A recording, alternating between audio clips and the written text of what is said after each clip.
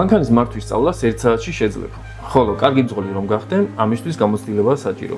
სწორედ ასე მასწავლებლის შემთხვევაშიც. გამოცდილების გარეშე ვერასდროს გახდები კარგი მასწავლებელი. ამიტომაც კურსის 4-ვე მოდული ითვალისწინებს როგორც თეორიულ ცოდნას, ისე ამ ცოდნის პრაქტიკულ გამოყენებას. პირველი კითხვა, რაც ახლა შეიძლება გაგიჩნდეს, ლოგიკურად არის ის, რომ მაქვს თუ არა გამოცდილება და ვარ თუ არა კარგი მასწავლებელი მე თვითონ. ამ კითხვაზე პასუხი არის ის, რომ როგორც ყველას მეც არ მიყვარს საკუთარ თავზე საუბარი, თუმცა მოგიყვები რამდენიმე მნიშვნელოვან ფაქტს, რამაც გარკვეულწილად განაპირობა ამ კურსის შექმნა. როგორც ხედავთ, კურსის შექმნას წინ უძღოდა 3 გარდამტეხი ეტაპი ჩემს ცხოვრებაში. 2005 წელი, როდესაც მუშაობა და სწავლება დავიწყე, 2018 წელი, როდესაც პირველად გავაანალიზე პირადი შემოსავლები და ვაქციე ცოდნა პასიური შემოსავლის წყაროდ. და 2022 წელი, როდესაც ლექციებიდან მიღებული პასიური შემოსავალი დაეწია ჩემს ძირითად შემოსავალს. განვიხილოთ თითოეული ეტაპი ცალ-ცალკე. ისე აღმოჩნდა, რომ 2005 წელს თითქმის ერთდროულად დავიწყე მუშაობას და ლექციების კითხვაც. იმიტომ რომ ყოველთვიურად მოჰყავდათ ახალი სტაჟიორები და ძველ თანამშრომლებს ძალაუნებურად გვიხდებოდა მათი სწავლება. რატომ იყო ეს მომენტი გარდამტეხი? იმიტომ რომ ჩვენს ჯგუფს ჰყავდა გამოცდილი მენტორი,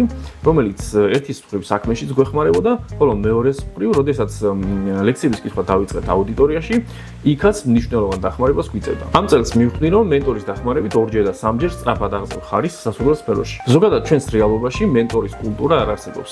არადა თუ ვინმე იცით ცნობილი ადამიანი, ყველას ჰყავდა გამოცდილი მენტორი. მაგალითად, მარკ ცუკერბერგის მენტორი იყო სტივ ჯობსი. თავად სტივ ჯობსის მენტორი იყო ინტელის დამფუძნებელი რობერტ ნოისი. ბილ გეიტსის მენტორი იყო უორენ ბაფეტი. ხოლო ჯორჯ ლუკასი უწევდა მენტორობას სტივენ სპილბერგს. ქართველებიდან კი მაგალითად გია ყანჩელი იყო ნიკოლოზ რაჭველის მენტორი. ზაქარია ფარიაშვილი მელიტონ ბარანჩივაძის მენტორი. მიხეილ ჭიაურელი თენგიზ აბულაძის მენტორი და ასე შემდეგ. 2018 წელს შემოსავლების სამსახურის საკუთარ ავტორიზებულ გვერდზე აღმოვაჩინე ჩანართი პირადი შემოსავლები. აღნიშნული ჩანართის საშუალებით შეგიძლია ნახო 2007 წლიდან მოყოლებული თუ რა შემოსავალი გაქვს მიღებული ცხოვრებაში. ამასთან შეგიძლია გაფილტროს ეს ინფორმაცია წლების, თვეების და შემოსავლის წყაროების მიხედვითაც კი. რაც გაძლევს საშუალებას ზუსტად გაიგო, რომელი სამსახური უფრო მეტ შემოსავალს გაძლევს წლის განმავლობაში. მოკლედ, გადმოვწერე მონაცემები ჩემი პირადი შემოსავლების შესახებ, Excel-ის დახმარებით გავფილტრე ძირითადი შემოსავლები და ლექციებიდან მიღებული პასიური შემოსავლები ცალ-ცალკე და აღმოვაჩინე, რომ 2018 წლამდე როგორც ძირითადი, ისე პასიური შემოსავალი ხან გაიზრდებოდა, ხან მოიკლებდა.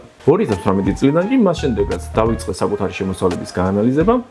კლება არ შეინიშნება არც ძირითად, არც პასიურ შემოსავალში. 2022 წელს კი ლექციებიდან მიღებულმა პასიურმა შემოსავალმა სულ ცოტათი, მაგრამ მაინც გადავაჭარბა ძირითად შემოსავალს. სწორედ ეს ფაქტი გახდა ინსპირაციის წყარო დავხმარებოდი სხვა ადამიანებს საკუთარი ცოდნის პასიურ შემოსავლად გადაქცევაში. 3 წლის მუშაობის შემდეგ კი წარმოგიდგენთ კურსს თანამედროვე სწავლების ხელოვნება. კურსი შენთვისაა თუ არ გაქვს სწავლების გამოცდილება, მაგრამ გიყვარს ცოდნის გაზიარება საყვარელ საქმესთან დაკავშირებით. ან გაქვს სწავლების გამოცდილება და გსურს გაიმუჯობესო სწავლების უნარები. ან მაგალითად ხარ თანამედროვე საგანმანათლებლო დაწესებულების ხელმძღვანელი და გსურს შენს დაწესებულებაში მუშაობდნენ თანამედროვე მასწავლებლები. კურსი შედგება კომპეტენციების განვითარებაზე ორიენტირებული 4 მოდულისგან. სწავლების საფუძვლების პრაქტიკული გამოყენება, სწავლების მეთოდების პრაქტიკული გამოყენება, სწავლების თეორიების პრაქტიკული გამოყენება და სწავლების ეტაპების პრაქტიკული გამოყენება. მოდულები ერთმანეთისგან დამოუკიდებელ სწავლის შედეგებს მოიცავს, სწორედ ისე როგორც დაკო მეთოდოლოგიაში. პროფესიული მასწავლებელი ვინც ხართ, გაიგებთ რას გულისხმობთ. იმიტომ რომ ამ მეთოდოლოგიით არის შემუშავებული პროფესიული პროგრამები საქართველოში, ისევე როგორც მსოფლიოს 58 ქვეყანაში, მათ შორის ამერიკის შეერთებულ შტატებში, იაპონიასა თუ გერმანიაში. პროფესიული განათლებისგან